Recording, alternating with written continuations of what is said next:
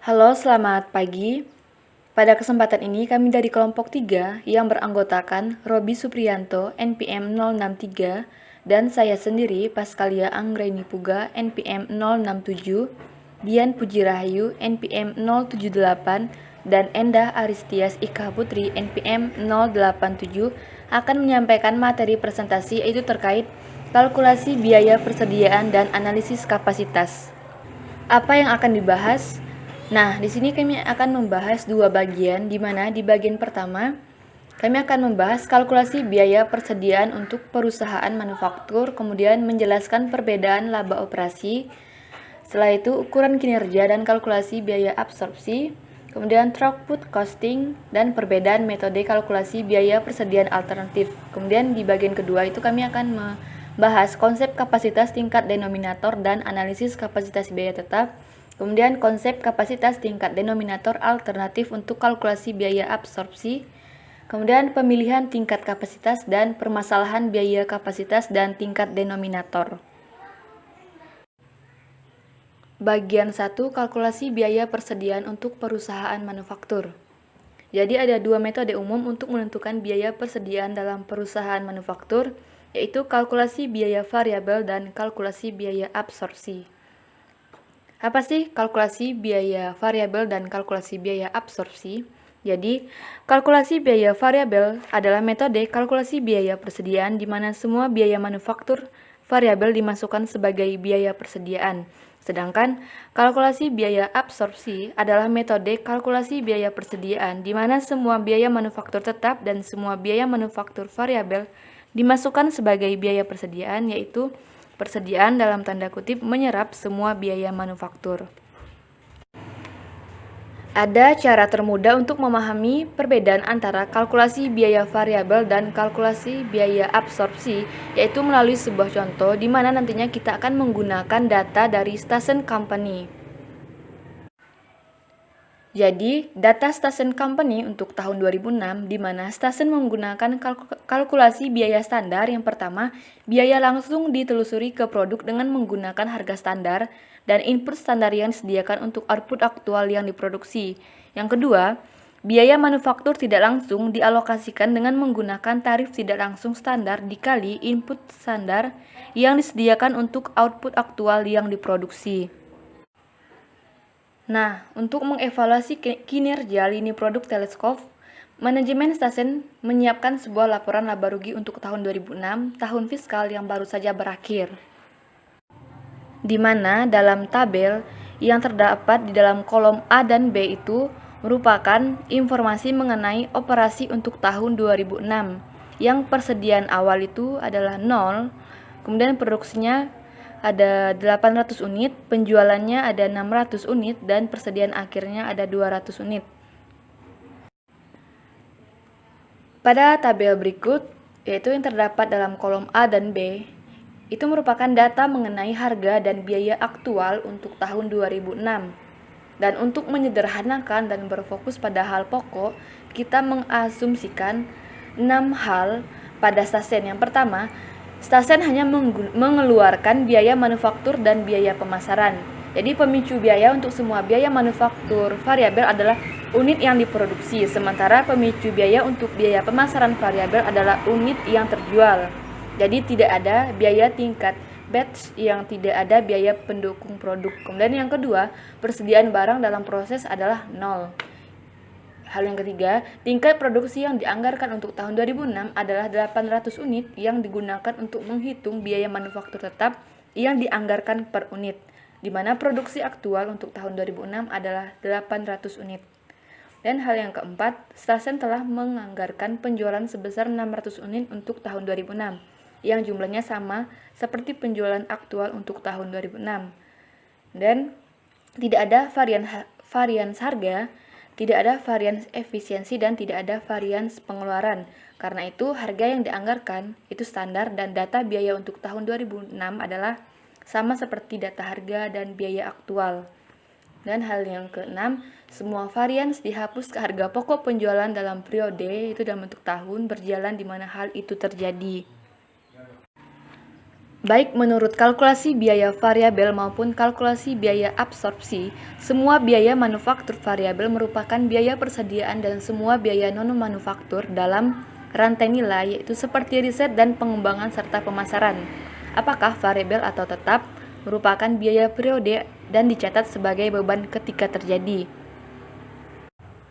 Jadi, menurut kalkulasi biaya variabel, biaya manufaktur tetap diperlakukan sebagai beban pada periode tersebut. Sedangkan menurut kalkulasi biaya absorpsi, biaya manufaktur tetap adalah biaya persediaan. Jadi, untuk Stasen, biaya persediaan per unit yang diproduksi pada tahun 2006 menurut kedua metode tersebut itu dapat kita lihat pada tabel perhitungan di mana total biaya persediaan per unit yang diproduksi untuk kalkulasi biaya variabel itu ada $20, kemudian total biaya persediaan per unit yang diproduksi pada metode kalkulasi biaya absorpsi itu $35. Oke, yang selanjutnya yaitu membandingkan laporan laba rugi dalam setahun. Dalam bagan 9.1 itu merupakan perbedaan hasil yang diberikan dari kedua metode, di mana dalam panel A yang memperlihatkan laporan laba rugi kalkulasi biaya variabel dan dalam panel B itu memperlihatkan laporan laba rugi kalkulasi biaya absorpsi untuk lini produk teleskop buatan Stassen Company untuk tahun 2006. Di mana laporan laba rugi kalkulasi biaya variabel menggunakan format margin kontribusi, sedangkan kalkulasi biaya absorpsi menggunakan format margin kotor. Jadi, perbedaan antara biaya variabel dan biaya tetap tersebut merupakan pokok bahasan pada kalkulasi biaya variabel dan ditekankan dengan format margin kontribusi. Sedangkan perbedaan antara biaya manufaktur dan non-manufaktur itu merupakan pokok bahasan pada kalkulasi biaya absorpsi dan ditekankan dengan format margin kotor. Jadi, laporan laba rugi dengan kalkulasi biaya absorpsi tidak perlu membedakan antara biaya variabel dengan biaya tetap. Di mana dalam contoh Stassen, kita akan membedakan antara biaya variabel dengan biaya tetap untuk menunjukkan bagaimana pos lini individual yang diklasifikasikan menurut kalkulasi biaya variabel dan kalkulasi biaya absorpsi. Itu kita dapat lihat dalam bagan 9.1 di panel B, di mana menurut kalkulasi biaya absorpsi, biaya persediaan adalah $35 per unit karena biaya manufaktur tetap yang dialokasikan dengan tarif $15 per unit dan biaya manufaktur variabel sebesar $20 per unit dibebankan ke masing-masing unit produk. Dan bagaimana biaya manufaktur tetap sebesar $12.000 diperhitungkan menurut kalkulasi biaya variabel dan kalkulasi biaya absorpsi. Jadi dalam bagian 9.1, laporan laba rugi menurut kalkulasi biaya variabel mengurangi jumlah lump sum sebesar $12.000 sebagai beban untuk tahun 2006. Dan sebaliknya, laporan laba rugi menurut kalkulasi biaya absorpsi yang menganggap setiap unit jadi menyerap $15 biaya manufaktur tetap dan kalkulasi biaya absorpsi $12.000 itu didapatkan dari $15 per unit dikali 800 unit pada awalnya yang diperlakukan sebagai biaya persediaan tahun 2006. Dan dari jumlah $9.000 itu hasil dari $15 per unit dikali 600 unit yang terjual. Kemudian menjadi bagian dari harga pokok penjualan tahun 2006, di mana $3.000 itu dihasilkan dari $15 per unit dikali 200 unit tetap terjadi aktiva, di mana bagian dari persediaan akhir barang jadi pada 31 Desember 2006. Jadi, laba operasinya adalah $3.000 lebih tinggi menurut kalkulasi biaya absorpsi dibandingkan dengan kalkulasi biaya variabel karena hanya $9.000 dari biaya manufaktur tetap yang dibebankan menurut kalkulasi biaya absorpsi. Sedangkan semua biaya manufaktur tetap sebesar $12.000 itu dibebankan menurut kalkulasi biaya variabel. Oke, jadi Biaya manufaktur variabel yang sebesar $20 per unit diperhitungkan dengan cara yang sama dalam kedua laporan laba rugi yang terdapat dalam bagian 9.1, di mana hal tersebut dapat diringkas seperti yang ada di kalkulasi biaya variabel dan metode kalkulasi biaya absorpsi, di mana biaya manufaktur variabel $20 per teleskop yang diproduksi, kemudian biaya manufaktur tetap $12.000 per tahun. Jadi menggunakan metode kalkulasi biaya variabelnya, persediaan dikurangi sebagai beban periode tersebut, sedangkan untuk metode kalkulasi biaya absorpsi persediaan pada $15 per teleskop yang diproduksi dengan menggunakan tingkat denominator yang dianggarkan sebesar 800 unit yang diproduksi per tahun, yaitu $12.000 dikurang 800 unit, hasilnya $15 per unit. Perbedaan mendasar antara kalkulasi biaya variabel dan kalkulasi biaya absorpsi itu terletak pada cara menghitung biaya manufaktur tetap. Jadi, bila tingkat biaya persediaan berubah, maka laba operasi akan berbeda antara kedua metode tersebut karena perbedaan akuntansi untuk biaya manufaktur tetap. Jadi, untuk melihat hal tersebut, kita dapat membandingkan penjualan teleskop yang sebesar 600, 700, dan 800 unit oleh Stassen pada tahun 2006, yang apabila 800 unit telah diproduksi, dari total biaya manufaktur tetap yang sebesar $12.000, jumlah yang dibebankan dalam laporan laba rugi tahun 2006 itu dapat kita lihat pada tabel berikut, di mana dalam kolom A itu ada unit terjual 600, 700, dan 800 unit. Dan di kolom B itu ada persediaan akhir 200, 100, dan 0. Dan di kolom C itu kalkulasi biaya variabel, biaya manufaktur tetap yang termasuk dalam persediaan jumlah yang dibebankan, sama dengan di dalam metode biaya absorpsi biaya manufaktur tetap itu termasuk dalam persediaan, nantinya $15 dikali persediaan akhir, kemudian jumlah yang dibebankan sama dengan $15 dikali unit terjual. Misalnya $15 dikali persediaan akhir, jadi $15 dikali persediaan akhir yaitu 200, jadi akan menghasilkan $3.000. Sedangkan untuk perhitungan jumlah yang dibebankan itu $15 dikali unit yang terjual, misalnya unit yang terjual itu 600, jadi $15 dikali 600, jadi akan menghasilkan $9.000. Jadi memang terkadang istilah kalkulasi biaya langsung digunakan untuk menjelaskan metode kalkulasi biaya persediaan yang disebut kalkulasi biaya variabel. Namun, kalkulasi biaya langsung bukanlah gambaran yang akurat karena dua alasan. Yang pertama, kalkulasi biaya variabel tidak menyertakan semua biaya langsung sebagai biaya persediaan. Jadi, hanya biaya manufaktur variabel langsung yang disertakan. Setiap biaya manufaktur tetap langsung dan setiap biaya non-manufaktur langsung manapun dikeluarkan dari biaya persediaan. Alasan yang kedua, kalkulasi biaya variabel yang disertakan sebagai biaya persediaan bukan hanya biaya manufaktur langsung saja, tetapi juga biaya overhead manufaktur variabel. Yang selanjutnya, menjelaskan perbedaan laba operasi. Jadi, supaya kita itu mendapatkan pemahaman yang lebih komprehensif atas dampak kalkulasi biaya variabel dan kalkulasi biaya absorpsi, jadi akuntan manajemen Stassen ini menyiapkan laporan laba rugi untuk 3 tahun operasi. Data Stassen Company untuk tahun 2006, 2007, dan 2008. Oke, jadi baik pada tahun 2007 maupun tahun 2008, Stassen itu memiliki varians volume produksi karena produksi teleskop aktual berbeda dari tingkat produksi yang dianggarkan sebesar 800 unit per tahun. Jadi yang digunakan untuk menghitung biaya manufaktur tetap yang dianggarkan per unit. Kuantitas aktual yang terjual selama tahun 2007 dan 2008 itu adalah sama dengan kuantitas penjualan yang dianggarkan untuk tahun-tahun tersebut. Jadi kita dapat melihat pada tabel berikut, di mana persediaan awal untuk tahun 2006 itu 0, kemudian di persediaan awal untuk tahun 2007 itu ada 200 unit, dan persediaan awal untuk tahun 2008 itu ada 50 unit. Begitu juga untuk produksi di tahun 2006 itu ada 800 Dan di tahun 2007 produksinya ada 500 dan di tahun 2008 produksinya ada 1000.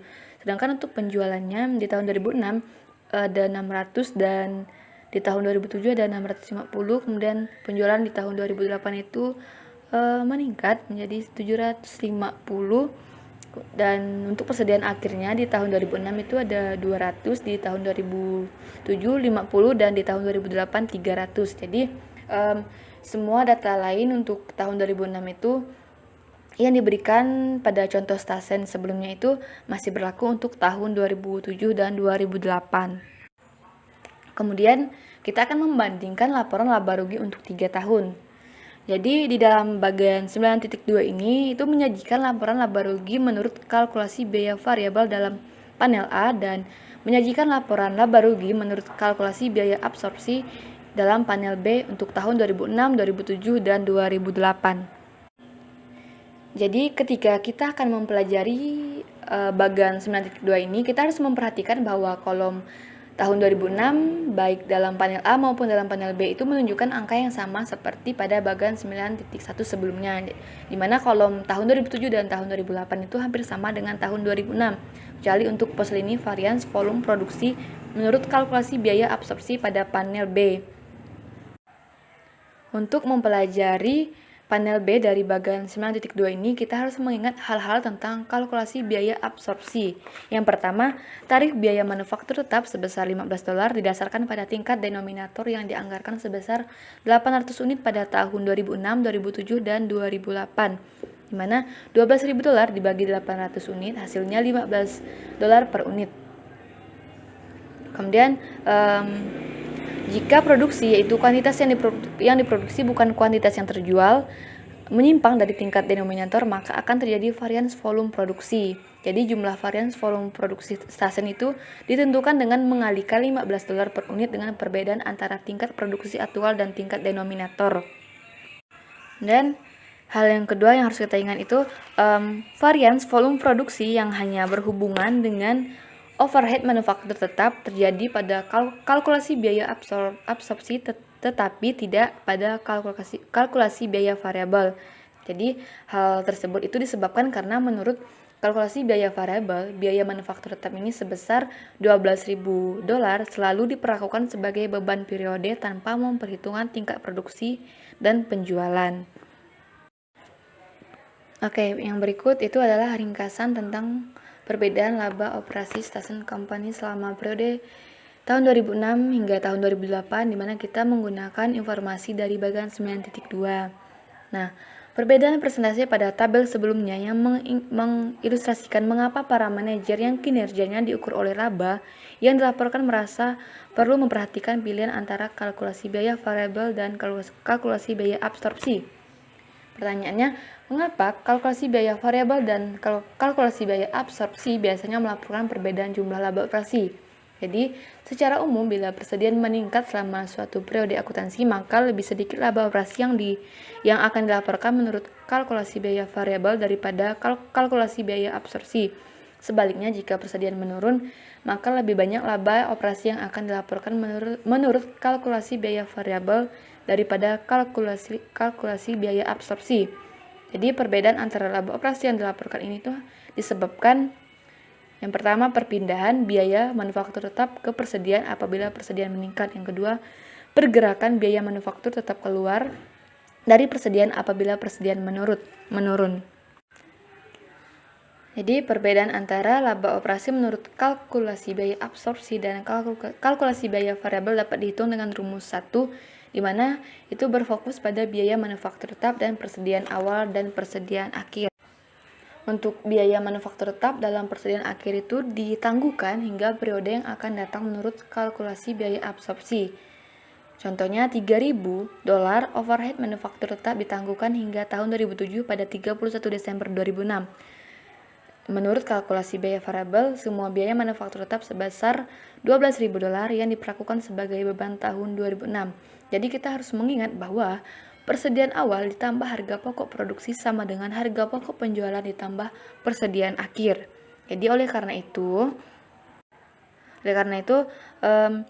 Ketimbang berfokus pada biaya manufaktur tetap pada persediaan awal dan akhir, kita dapat berfokus pada biaya manufaktur tetap dalam unit yang diproduksi dan unit yang terjual. Jadi, rumus 1 menggambarkan bahwa ketika stasiun mengurangi tingkat persediaannya, selisih laba operasi antara kalkulasi biaya absorpsi dan kalkulasi biaya variabel tidak material. Kita bisa mengambil contoh rumus untuk tahun 2006, di mana jika stasiun hanya mempunyai 2 unit dalam persediaan akhir dan bukan 200 unit, selisih antara laba operasi menurut kalkulasi biaya absorpsi dan kalkulasi biaya variabel akan turun drastis dari $3.000 menjadi $30. Itu $15 per unit dikali 2 dikurang $15 per unit dikali 0. Assalamualaikum warahmatullahi wabarakatuh. Saya Dian Puji Rahayu NPM 078. Di sini akan melanjutkan presentasi. Oke, yang selanjutnya pengaruh penjualan dan produksi terhadap laba operasi. Jika margin kontribusi per unit konstan dan biaya tetap juga konstan, perubahan laba operasi dari periode ke periode menurut kalkulasi biaya variabel sepenuhnya dipicu oleh perubahan kuantitas unit yang benar-benar dijual. Kemudian, coba perhatikan laba operasi menurut kalkulasi biaya variabel stesen pada tahun 2007 versus 2006 dan 2008 versus 2007. Perlu diingat bahwa margin kontribusi per unit itu sama dengan harga jual dikurangi biaya manufaktur variabel per unit dikurangi biaya pemasaran variabel per unit, yaitu sama dengan $100 per unit dikurangi $220 per unit dikurangi $19 per unit sama dengan $61 per unit. Kemudian perubahan laba operasi kalkulasi biaya variabel sama dengan margin kontribusi per unit dikali perubahan kuantitas unit yang terjual. Yang A 2007 versus 2006 itu ada $3.050, yang kedua 2008 versus 2007 ada $6.100. Nah, menurut kalkulasi biaya variabel, para manajer stesen tidak dapat menaikkan laba operasi dengan memproduksi untuk persediaan. Nah, mengapa demikian? Karena seperti yang dapat kita lihat dari perhitungan sebelumnya itu, hanya kuantitas unit yang terjual yang memicu laba operasi. Oke, yang selanjutnya yaitu ukuran kinerja dan kalkulasi biaya absorpsi. Kalkulasi biaya absorpsi itu merupakan metode persediaan yang dibutuhkan untuk pelaporan eksternal di banyak negara. Nah, sebagian besar perusahaan menggunakan kalkulasi biaya absorpsi untuk akuntansi internalnya karena lebih hemat dan lebih sederhana bagi para manajer untuk memakai satu metode kalkulasi biaya persediaan yang umum untuk pelaporan internal maupun eksternal dan evaluasi kinerja. Satu metode kalkulasi biaya persediaan yang umum juga dapat mencegah manajer untuk melakukan tindakan yang membuat ukuran kinerjanya tampak bagus tetapi menurunkan laba yang mereka laporkan pada pemegang saham. Keuntungan lain yaitu bahwa metode ini mengukur biaya semua sumber daya manufaktur, apakah variabel atau tetap yang diperlukan untuk membuat persediaan. Salah satu permasalahan dalam kalkulasi biaya absorpsi adalah bahwa metode itu memungkinkan manajer untuk meningkatkan laba dalam periode tertentu dengan meningkatkan produksi meskipun tidak ada permintaan dari pelanggan. Laba operasi yang tinggi juga mempunyai dampak positif terhadap harga saham yang meningkatkan kompensasi manajer berdasarkan saham. Kemudian keuntungan yang berbeda antara kalkulasi biaya variabel dan kalkulasi biaya absorpsi memberi manfaat bagi perusahaan yang memakai kedua metode tersebut untuk pelaporan internal, kalkulasi biaya variabel untuk keputusan jangka pendek dan evaluasi kinerja, kemudian kalkulasi biaya absorpsi untuk keputusan jangka panjang. Yang selanjutnya, penumpukan persediaan yang tidak diinginkan. Perlu diingat bahwa salah satu motivasi untuk menumpuk persediaan yang tidak diinginkan adalah karena bonus manajer didasarkan pada laba operasi kalkulasi biaya absorpsi yang dilaporkan. Asumsikanlah bahwa para manajer stesen memiliki rencana bonus semacam itu. Nah, pada bagan 9.4 memperlihatkan bagaimana laba operasi kalkulasi biaya absorpsi stesen untuk tahun 2007 berubah apabila tingkat produksi berubah. Pada bagan ini mengasumsikan bahwa varians volume produksi dihapus ke harga pokok penjualan pada akhir setiap tahun. Nah, pada persediaan awal sebesar 200 unit dan penjualan sebesar 650 unit untuk tahun 2007 tidak berubah dari kasus yang diperlihatkan dalam bagan 9.2 sebelumnya. Pada bagan 9.4 ini memperlihatkan bahwa dengan hanya membuat 450 unit harus memenuhi anggaran penjualan tahun 2007 sebesar 650 unit, yaitu 200 unit dari persediaan awal ditambah 450 unit yang diproduksi. Laba operasi pada tingkat produksi ini adalah $13.850. Dengan memproduksi lebih banyak dari 450 unit, yang umumnya disebut sebagai memproduksi untuk menumpuk persediaan, Stenson meningkatkan laba operasi kalkulasi biaya absorpsi. Setiap unit tambahan dalam persediaan akhir tahun 2007 akan menaikkan laba operasi sebesar $15. Sebagai contoh, jika diproduksi 800 unit, persediaan akhir akan menjadi 350 unit dan laba operasi akan sebesar $19.100. Jumlah ini lebih besar $5.250 dari laba operasi dengan persediaan akhir 0. $5.250 itu dari $19.100 dikurangi $13.850 atau 350 unit dikali $15 per unit, yaitu sama dengan $5.250. Menurut kalkulasi biaya absorpsi, perusahaan yang memproduksi 350 unit untuk persediaan akan memasukkan biaya manufaktur tetap sebesar $5.250 ke dalam persediaan barang jadi sehingga tidak dibebankan dalam tahun 2007. Nah, di sini ada banyak cara yang dapat digunakan manajer untuk memproduksi untuk menumpuk persediaan yang jika dilakukan dalam jumlah terbatas akan sulit dideteksi. Misalnya, yang pertama, manajer pabrik dapat beralih membuat produk yang menyerap biaya manufaktur tetap dengan jumlah tertinggi dengan mengabaikan permintaan pelanggan akan produk-produk tersebut. Yang kedua, manajer pabrik dapat menerima pesanan tertentu untuk meningkatkan produksi walaupun pabrik lain dalam perusahaan yang sama mungkin lebih cocok untuk menangani pesanan tersebut. Yang ketiga, untuk meningkatkan produksi, manajer dapat menangguhkan pemeliharaan di luar periode akuntansi berjalan. Oke, yang selanjutnya yaitu proposal untuk merevisi evaluasi kinerja. Manajemen puncak dengan bantuan controller dan akuntan manajemen dapat menempuh beberapa langkah untuk mengurangi dampak yang tidak diinginkan dari kalkulasi biaya absorpsi. Yang pertama, berfokus pada penganggaran dan perencanaan persediaan yang cermat untuk mengurangi kebebasan manajemen untuk menumpuk kelebihan persediaan. Yang kedua, memasukkan beban penyimpanan persediaan ke dalam sistem akuntansi internal. Kemudian yang ketiga, mengubah periode yang digunakan untuk mengevaluasi kinerja. Kritik terhadap kalkulasi biaya absorpsi memberikan contoh di mana para manajer mengambil tindakan yang memaksimalkan laba kuartalan atau tahunan dengan mengorbankan potensi laba jangka panjang. Dengan mengevaluasi kinerja selama periode 3 hingga 5 tahun, para manajer tidak akan terlalu tergoda membuat barang untuk menumpuk persediaan. Kemudian yang keempat, memasukkan variabel non-keuangan serta keuangan ke dalam ukuran yang digunakan untuk mengevaluasi kinerja. Yang selanjutnya yaitu throughput costing. Throughput costing yang juga disebut kalkulasi biaya super variabel atau super variable costing merupakan bentuk ekstrem dari kalkulasi biaya variabel adalah metode kalkulasi biaya persediaan di mana hanya biaya bahan langsung yang disertakan sebagai biaya persediaan. Dan semua biaya lainnya adalah biaya periode di mana biaya itu terjadi.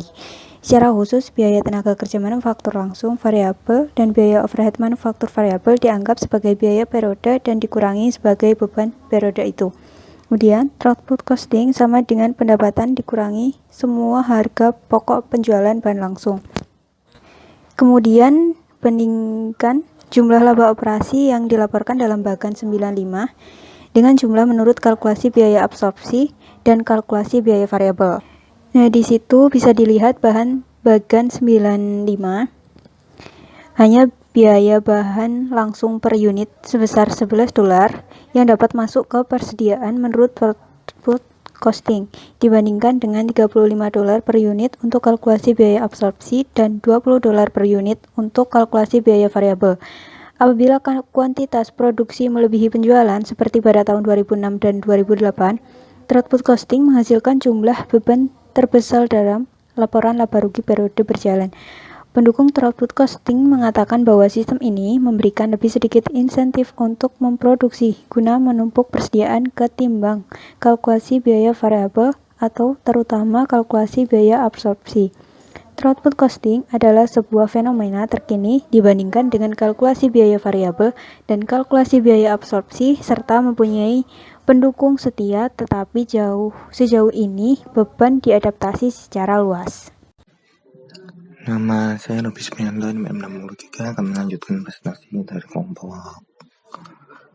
3, khususnya di bab 9 tentang perbandingan metode kalkulasi persediaan alternatif. Kalkulasi biaya variabel termasuk throughput costing dan kalkulasi biaya absorpsi dapat dikombinasikan dengan kalkulasi biaya aktual, normal, dan standar. Kalkulasi biaya telah menjadi hal yang kontroversial di antara para akuntansi bukan karena persisian tentang kebutuhan, namun untuk menunjukkan batas antar biaya variabel dan biaya tetap bagi perencanaan dan pengendalian internal, tetapi karena hal yang berkaitan dengan pelaporan eksternal. Nah, ini adalah membandingkan biaya produknya sistem kalkulasi. Ini ada 6 ya, yang kalkulasi biaya variabel, kalkulasi aktual, normal, standar. Yang observasi adalah aktual, normal, standar. Nah, untuk bagian selanjutnya ini ada bagian 9 step 6 mengenai perbandingan sistem kalkulasi biaya persediaan alternatif. Ada 3 di sini, biaya aktual, normal, dan standar.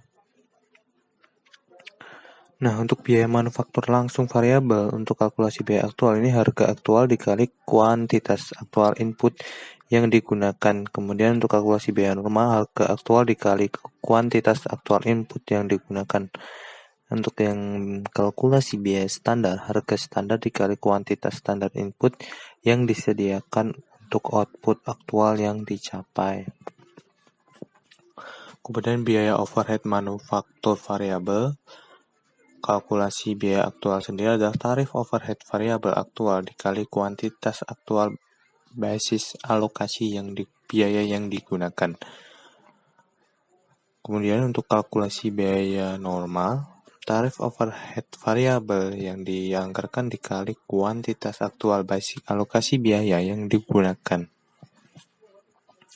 Untuk kalkulasi biaya standar, ini adalah tarif overhead variabel standar dikali kuantitas standar dasar alokasi biaya yang disediakan untuk output aktual yang dicapai.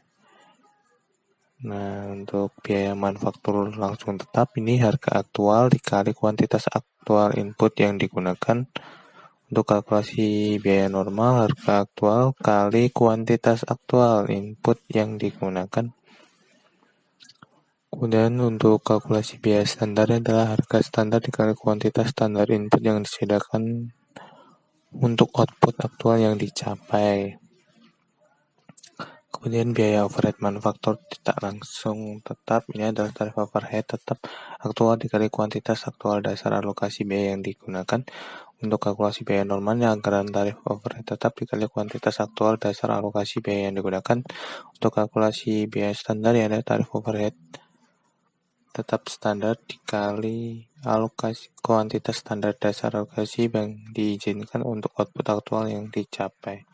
Nah, untuk biaya manufaktur langsung variabel dan biaya overhead manufaktur tadi bisa digolongkan kalkulasi biaya variabel. Nah, untuk atasnya lagi ada kalkulasi biaya absorpsi. Lanjut bagian 2, konsep kapasitas tingkat denominator dan analisis kapasitas biaya tetap. Nah, ini yang membahas mengenai konsep kapasitas dulu. Ini ada penelitian tingkat kapasitas yang digunakan untuk mengalokasikan biaya manufaktur tetap yang dianggarkan ke produk dapat mempengaruhi laba operasi yang dilaporkan menurut sistem kalkulasi biaya normal atau standar dan informasi mengenai biaya produk yang tersedia bagi manajer. Nah, di sini manajer nantinya akan mengetahui mengenai biaya produk biaya produknya berapa terhadap misal biaya produk nah ini 3 juta, produk B 4 juta. Nah di sini manajer nanti dapat mengalokasikan biaya manufaktur tetap untuk dianggarkan ke produk demi mendapatkan laba operasi. Nah, ini lanjut kapasitas teoritis dan kapasitas praktik. Nah, perbedaannya itu ada nih. Kapasitas teoritis adalah tingkat kapasitas yang didasarkan pada saat memproduksi dengan efisiensi penuh sepanjang waktu, sedangkan yang praktis adalah tingkat kapasitas yang mengurangi kapasitas teoritis dengan mempertimbangkan interupsi operasi yang tidak dapat dihindari seperti waktu pemeliharaan yang telah terjadwal. Utilisasi kapasitas normal dan utilisasi kapasitas anggaran induk. Nah, untuk perbedaannya, yang normalnya adalah tingkat penggunaan kapasitas yang memenuhi rata-rata permintaan pelanggan selama periode dalam kurun 2-3 tahun yang meliputi faktor musiman, siklis, dan tren. Sedangkan untuk kapasitas anggaran induk yang adalah tingkat penggunaan kapasitas yang dilakukan otomatis selama periode berjalan biasanya dalam 1 tahun. Nah, ini pengaruh terhadap tarif biaya manufaktur tetap yang dianggarkan. Nah, di sini dari keempat tingkat denominator ini mempengaruhi tarif biaya manufaktur tetap yang dianggarkan. Di sini bull sales memiliki biaya manufaktur tetap atau standar yang dianggarkan. Semuanya termasuk biaya overhead adalah untuk tahun 2007 sebesar 5.400.000 US dollar. Dalam ini semua ini dikeluarkan untuk memberikan kapasitas bagi teh es botol. Di antara biaya-biaya lainnya jumlah ini meliputi biaya liase peralatan perbotolan dan kompensasi manajer pabrik. Tarif biaya manufaktur tetap yang dianggarkan untuk tahun 2007 bagi masing-masing dari keempat konsep tingkat kapasitasnya adalah, ini ada tabel. Untuk tabel pertama, konsep kapasitas tingkat denominator, ada kapasitas teoretis, kapasitas praktis, penggunaan kapasitas normal, penggunaan kapasitas anggaran induk. Nah, untuk biaya manufaktur tetap yang dianggarkan ini sama 5.400.000. Kemudian tingkat kapasitas yang dianggarkan untuk kapasitas teoritis ini ada 10.800.000, artinya ini 2 kali lipatnya dari biaya manufaktur tetap anggaran per tahunnya. Kemudian untuk kapasitas praktik ini 7.200.000, atau dalam kata lain ini hitungannya 0,75 ya. Kemudian yang 5 juta, kemudian 4 juta sesuai pada tabel. Nah, perbedaan data yang signifikan dari 0,50 unit sampai 1,3 ini disebabkan karena ada besarnya perbedaan tingkat kapasitas yang dianggarkan menurut konsep kapasitas yang berbeda. Biaya manufaktur variabel atau standar yang dianggarkan adalah 5,20 per kotak. Total biaya manufaktur standar yang dianggarkan per kotak untuk konsep tingkat kapasitas alternatif adalah konsep kapasitas tingkat denominator. Kapasitasnya untuk biaya manufaktur variabel yang dianggarkan ini adalah sama ya, 5,20. Kemudian untuk biaya manufaktur tetap yang dianggarkan per kotak ini 0,50, 0,75, 1,08, 1,35. Nah, total biaya manufaktur yang dianggarkan per kotak ini adalah 2 tambah 3. Dari kolom kedua sama kolom ketiga ini dijumlahkan jadinya 5,70, 5,95, 6,28, dan 0,5. Nah, karena konsep kapasitas tingkat denominator yang berbeda menghasilkan biaya manufaktur tetap yang dianggarkan yang juga jarak berbeda per kotaknya, bursa harus memutuskan tingkat mana sih kapasitas yang akan digunakan. Tingkat ada persyaratan bahwa bursa harus memakai konsep tingkat kapasitas yang sama untuk perencanaan dan pengendalian manajemen pelaporan eksternal kepada pemegang saham dan tujuan pajak penghasilannya. Pemilihan tingkat kapasitas, masalah dan pengaruh pemilihan tingkat denominator yang berbeda untuk tujuan yang berbeda yang meliputi kalkulasi biaya produk dan manajemen kapasitas, penetapan harga, evaluasi kinerja, pelaporan eksternal, persyaratan undang-undang. Data dari kalkulasi biaya normal seringkali digunakan untuk menetapkan harga dan keputusan bulan produk. Banyak perusahaan yang menyukai kapasitas praktis sebagai denominator untuk menghitung biaya manufaktur tetap. Dalam menggunakan kapasitas praktik sebagai tingkat denominator, biaya kapasitas ditetapkan pada biaya penyediaan kapasitas dengan mengabaikan permintaan atas kapasitas dengan menekankan biaya kapasitas yang diperoleh tetapi belum digunakan akan mengarah pada perhatian para manajer untuk menolak kapasitas yang tidak digunakan. Nama saya Endah Rizka Putri, NPM 087, ingin melanjutkan presentasi. Yang selanjutnya adalah keputusan penetapan harga dan spiral permintaan yang menurun. Spiral permintaan yang menurun bagi sebuah perusahaan adalah pengurangan yang terus terjadi atas permintaan akan produknya apabila harga produk pesaing tidak dapat disamai atau saat permintaan terus menurun. Biaya per unit terus meningkat sehingga meningkatkan keengganan untuk menyamai harga pesaing. Cara termudah untuk memahami spiral permintaan yang menurun adalah contohnya seperti asumsikan bahwa Bushels menggunakan utilasi kapasitas anggaran induk sebesar 4 juta kotak untuk kalkulasi biaya produk tahun 2007. Biaya manufaktur yang dihasilkan adalah $6,55 per kotak atau $5,20 biaya manufaktur variabel per kotak ditambah dengan $1,35 biaya manufaktur tetap per kotak. Asumsikan bahwa pesaing Lipton Ice Tea di bulan Desember 2006 menawarkan untuk menyediakan es teh dengan harga $6,25 per kotak kepada pelanggan utama Bushels atau pelanggan yang diharapkan membeli 1 juta kotak pada tahun 2007. Manajer Bushels yang tidak ingin mengalami kerugian pada akunnya dan ingin menutup semua biaya dalam jangka panjang, menurunkan harga untuk menandingi harga pesaing dan akun yang hilang. Hilangnya akun kredit berarti biaya manufaktur tetap yang dianggarkan sebesar $5.400.000 akan disebabkan pada volume anggaran induk sebesar 3 juta kotak dengan tarif $1,80 per kotak atau $5.400.000 dibagi dengan 300 kotak. Anggaplah pelanggan yang lain lagi dari Bushels yang juga diharapkan membeli 1 juta kotak dari volume yang dianggarkan menerima penawaran dari pesaing biaya dengan harga $6,60 per kotak. Manajer Bushels membandingkan penawaran ini dengan biaya per unit yang telah direvisinya sebesar $700 atau $5,20 ditambah $1,80. Menurunkan harga untuk menyeimbangkan persaingan dan nilai yang hilang, output yang telah direncanakan akan makin menyusut hingga 2 juta unit. Biaya manufaktur tetap yang dianggarkan per kotak untuk sisa 2 juta kotak itu sekarang menjadi $2,70 atau $5.400.000 dibagi dengan 2 juta kotak. Nah, tabel ini menunjukkan pengaruh penyebaran biaya manufaktur tetap atas jumlah penggunaan kapasitas anggaran induk yang menyusut. Penggunaan kapasitas praktis sebagai denominator untuk menghitung biaya manufaktur tetap yang dianggarkan per kotak akan menghindari perhitungan ulang atas biaya per unit apabila tingkat permintaan yang diharapkan berubah.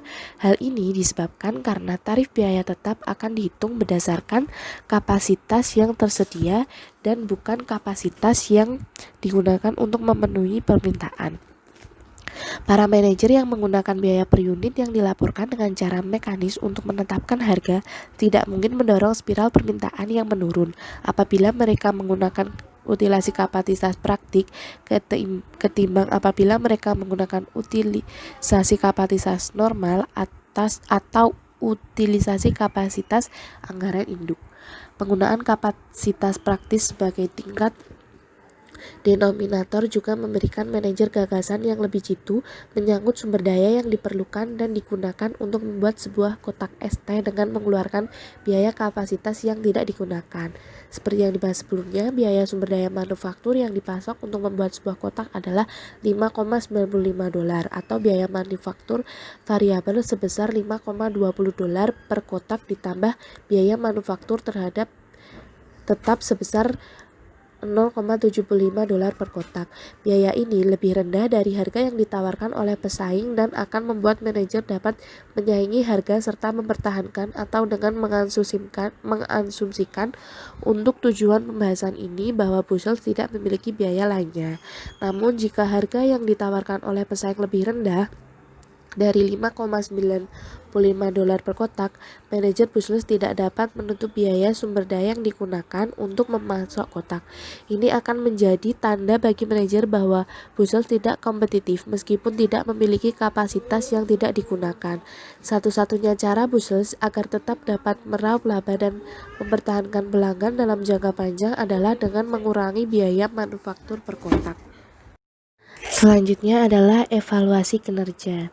Perhatikan bagaimana pilihan antara utilasi kapasitas normal, utilasi kapasitas anggaran, induk, dan kapasitas praktik yang mempengaruhi bagaimana seorang manajer pemasaran dievaluasi.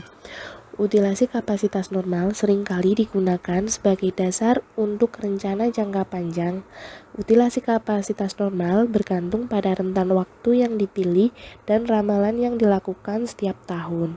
Akan tetapi, utilasi kapasitas normal adalah suatu rata-rata yang tidak memberikan umpan balik yang berarti bagi manajer pemasaran selama tahun tertentu. Penggunaan utilasi kapasitas normal sebagai referensi untuk menilai kinerja seseorang manajer pemasaran pada saat ini adalah contoh dari penyalahgunaan ukuran jangka panjang untuk tujuan jangka pendek. Utilasi kapasitas anggaran induk dan bukan utilasi kapasitas normal atau kapasitas praktik adalah apa yang harus digunakan untuk mengevaluasi kinerja seorang manajer pemasaran pada tahun berjalan. Hal ini disebabkan karena anggaran induk adalah alat perencanaan dan pengendalian jangka pendek yang utama. Para manajer merasa lebih berkewajiban untuk mencapai tingkat yang disebutkan dalam anggaran induk yang telah ditetapkan dengan teliti dan dalam hubungannya dalam kesempatan maksimum untuk melakukan penjualan dalam tahun berjalan. Apabila terdapat perbedaan yang besar antara kapasitas praktik dan utilisasi kapasitas anggaran induk, beberapa perusahaan seperti Texas Instruments, Ploystar, dan Sandoz mengklasifikasikan perbedaan itu sebagai kapasitas yang digunakan yang direncanakan. Salah satu alasan bagi pendekatan ini adalah evaluasi kinerja. Pada contoh yang tadi sebelumnya, yaitu contoh Esteh dan Bushels, para manajer yang bertanggung jawab atas perencanaan kapasitas biasanya tidak membuat keputusan penetapan harga. Manajemen puncak memutuskan untuk mengembangkan pabrik Esteh dengan kapasitas praktik 7.200.000 kotak dengan berfokus pada permintaan selama 5 tahun ke depan. Namun para manajer perusahaan Bushels lah yang menentukan manajer tingkat menengah yang membuat keputusan penetapan harga. Para manajer pemasaran tersebut yakin bahwa mereka harus bertanggung jawab hanya pada biaya overhead manufaktur yang berhubungan dengan bisnis pelanggan potensial mereka pada 2007. Utilisasi kapasitas anggaran induk menunjukkan basis perdagangan tahun 2007 sebesar 4 juta kotak atau 5/9 dari kapasitas praktis 7.200.000 dengan menggunakan prinsip akuntansi penangguhjawaban. Pada bab 6 sebelumnya, hanya 5/9 yang dihubungkan dengan biaya kapasitas tetap untuk memenuhi permintaan selama tahun 2007. Sementara 4/9 yang tersisa dari numerator atau $5.400.000 dikali 4/9 yaitu $2.400.000 akan diperlihatkan secara terpisah dengan biaya kapasitas untuk memenuhi kenaikan permintaan jangka panjang yang diharapkan terjadi setelah tahun 2007. Selanjutnya adalah pelaporan eksternal. Besarnya varians volume produksi yang menguntungkan atau tidak menguntungkan menurut kalkulasi biaya absorpsi akan dipengaruhi oleh pemilihan tingkat denominator yang digunakan untuk menghitung biaya manufaktur tetap yang dianggarkan per kotak. Asumsikan informasi tentang operasi aktual bushel pada tahun 2007 adalah sebagai berikut atau pada tabel ini. Yang pertama, nah, di situ tidak ada persediaan awal untuk tahun 2007 dan tidak ada varians harga, varians pengeluaran, atau varians efisiensi dalam biaya manufaktur. Nah, pada persamaan yang digunakan untuk menghitung volume produksi itu seperti yang telah dibahas pada bab 8, yaitu varians volume produksi sama dengan overhead manufaktur tetap yang dianggarkan dikurangi overhead manufaktur tetap yang dialokasikan dengan menggunakan biaya per unit output yang dianggarkan yang disediakan untuk output aktual yang diproduksi. Keempat, konsep tingkat kapasitas berbeda itu menghasilkan 4 tarif biaya overhead manufaktur yang tetap yang dianggarkan per unit yang berbeda. Perbedaan tarif ini akan menghasilkan jumlah biaya overhead manufaktur tetap yang juga berbeda yang dialokasikan ke 4.400.000 kotak yang benar-benar diproduksi dengan jumlah varians volume produksi yang berbeda dengan menggunakan biaya manufaktur tetap yang dianggarkan sebesar $5.400.000 atau sama dengan biaya manufaktur tetap aktual dan tarif yang dihitung sebelumnya untuk tingkat denominator yang berbeda. Perhitungan varians volume produksi adalah sebagai berikut. Yang pertama adalah varians volume produksi atau kapasitas teoritis. Yang kedua, varians volume produksi atau kapasitas praktis. Yang ketiga, varians volume produksi utilisasi atau utilisasi kapasitas normal. Yang terakhir adalah varians volume produksi atau utilisasi kapasitas anggaran induk. Nah, Bushels mengenai varians volume produksi pada akhir tahun fisikal akan menentukan pengaruh yang dimiliki varians volume produksi ini tetap terhadap pada label operasi perusahaan.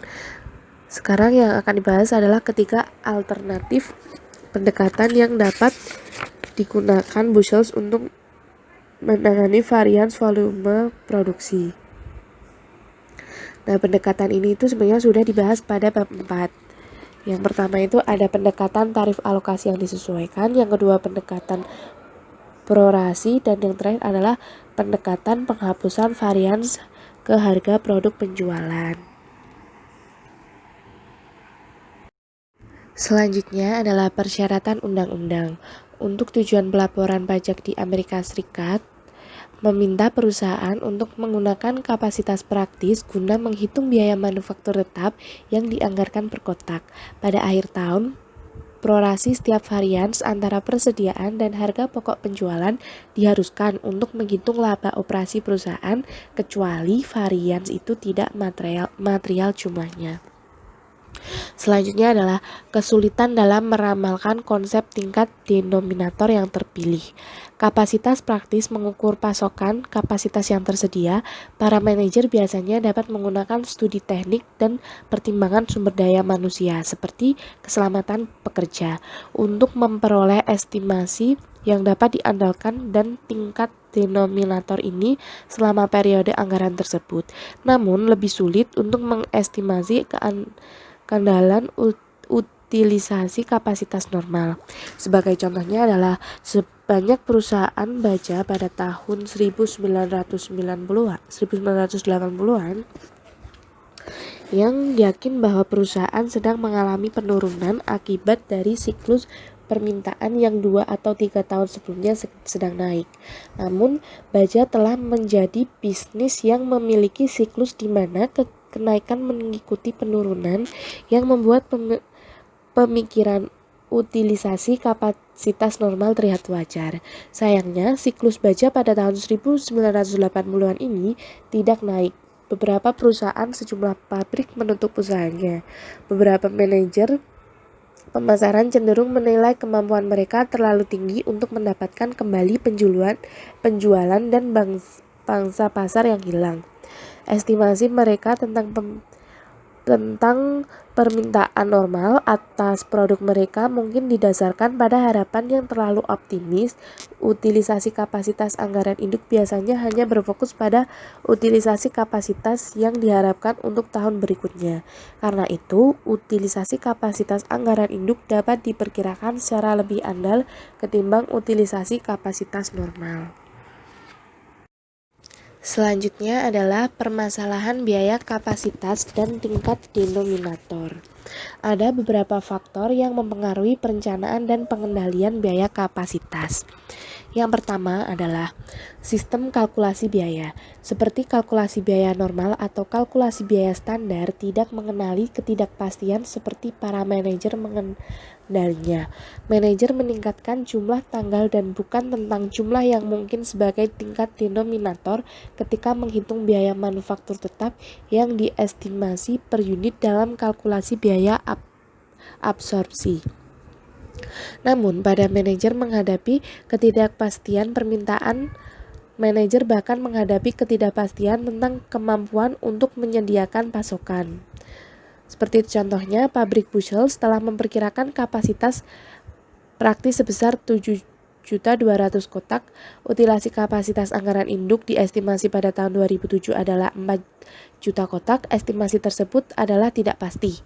Kenapa? Karena manajer mengakui ketidakpastian ini dalam keputusan perencanaan kapasitas. Bushels mendirikan pabrik yang ada saat ini dengan kapasitas 7.200.000 kotak yang sebagian untuk menyediakan kemampuan guna memenuhi kemungkinan lonjakan permintaan. Meskipun lonjakan permintaan tersebut tidak terjadi dalam periode tertentu, akan salah bila menyimpulkan bahwa sumber semua kapasitas yang tidak digunakan pada suatu periode tertentu adalah sumber daya yang terbuang. Keuntungan dari pemenuhan lonjakan permintaan yang tiba-tiba mungkin memerlukan penggunaan kapasitas yang tidak digunakan dalam beberapa periode. Yang kedua adalah tarif biaya pabriksi tetap didasarkan pada sebuah numerator anggaran biaya pabrikasi tetap dan sebuah denominator suatu ukuran kapasitas atau penggunaan kapasitas. Bahasan kita sejauh ini telah menekankan beberapa masalah mengenai pilihan denominator. Permasalahan yang menentang juga muncul dalam mengukur numerator. Sebagai contoh, deregulasi dari industri utilitas listrik Amerika Serikat telah menghasilkan banyak utilasi listrik menjadi tidak menguntungkan. Situasi ini telah menyebabkan penurunan nilai pabrik dan peralatan mereka. Penurunan itu mengurangi numerator melalui penyusutan yang digunakan untuk menghitung biaya kapasitas tetap per kWh listrik yang diproduksi.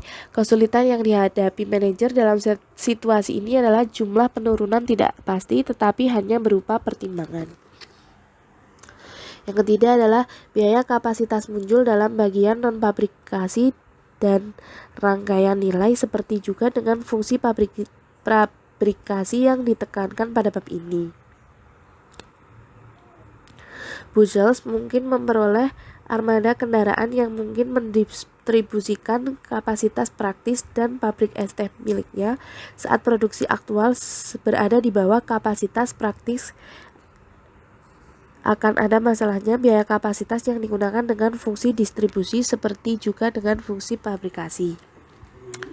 Selanjutnya adalah agar sederhana dan untuk berfokus pada ide utama tentang pemilihan sebuah denominator untuk menghitung tarif biaya manufaktur yang tetap dianggarkan.